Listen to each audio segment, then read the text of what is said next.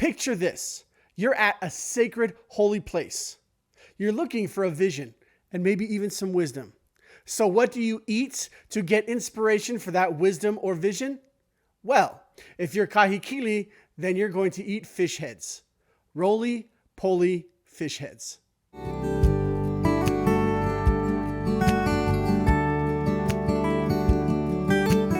Welcome back to Split Reviews, and today we're looking at chiefly power moves, sacred laws, and one of the boldest chiefs in all of Hawaiian history.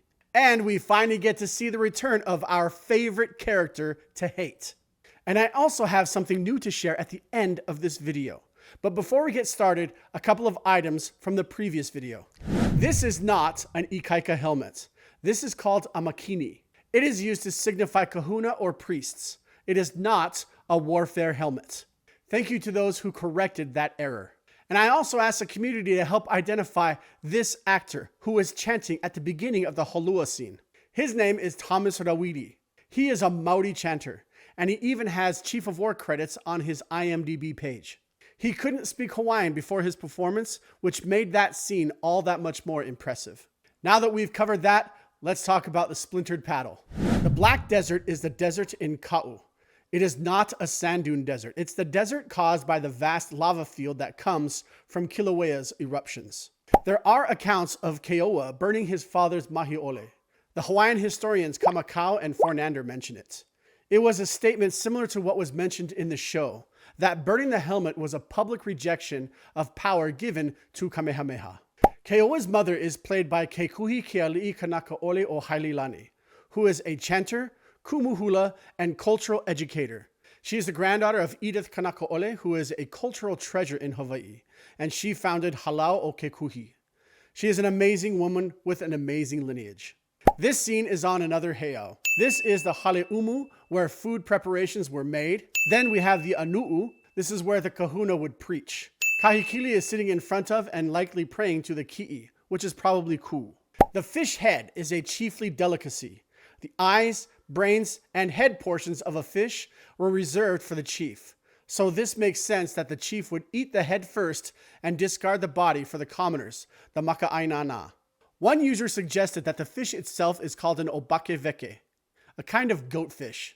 Obakeveke are known to have hallucinogenic properties, which would have triggered Kahekili's visions. So thank you to Kea Aguirre 6679 for that insight. Aikane were not as stigmatized as they are now. Yes, Prince Kupule's friend would have been more than just a side hustle. He would have been an advisor, a confidant, and a loyal ally. Quick question. Did Hawaiians eat dogs? Dogs were brought over on the canoes for both food and companionship. And while the ilio was white, not this blondie, this line might seem like a joke, but dogs were eaten. Do you remember the lengths that the village went to ensure that the child who came from Kamehameha and Ka'ahumanu was pure? Well, ensuring that bloodlines were pure was of great importance in old Hawaii, mostly because it increased mana, the spiritual power that legitimized leadership. Putting the chiefs here on the heiau and killing them there wasn't random. They were being sacrificed to the gods. And the things that happened to them in real life are far worse than what is or could be shown in the show. They would be strangled, clubbed, or otherwise cruelly tortured before being sacrificed. This was a ritual that Kamehameha did use. The receiving chief would return one stone, symbolizing their decision of peace or war. And Keōua chose pain. I think that this is a really interesting comparison that we have here.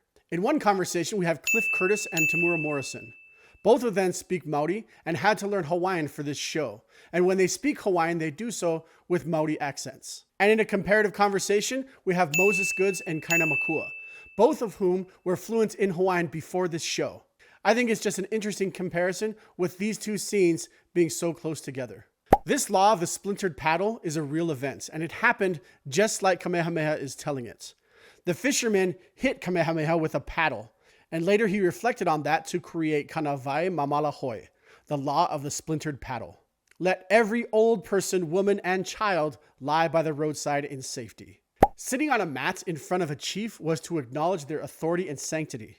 Not everyone was allowed to do this. They had to be a chief. Keōua being given a mat to sit on was a sign of respect from Kahekili. Kahekili is offering Keōua kava as a way to signal or seal their agreement. If Keōua drinks, the deal is sealed. Opunui was a real person who was a military advisor to Kahekili. He was a warrior and a chief. Opunui means large belly, and no, it doesn't necessarily mean that he ate a lot. It probably signifies his prowess and appetite for war. We finally get to see Marley again, and that means he's getting what's coming to him before the end of the show. And that's where episode 6 leaves us. Chiefs choosing between peace and war. Kahekili still as unpredictable as ever. And Kamehameha shaping the law that will outlive him. Before I go, I want to share something exciting. I'm starting channel memberships, and I'll be rolling them out with the next timeline video, which will be here on Wednesday with a Kamehameha Nui timeline. There will be membership perks and bonus content. So if you've been enjoying these deep dives, there will be a new way to support the channel and get extra content. Keep an eye out because I really think you'll like what's coming. Thanks for watching. Ahui ho, and we'll see you next time.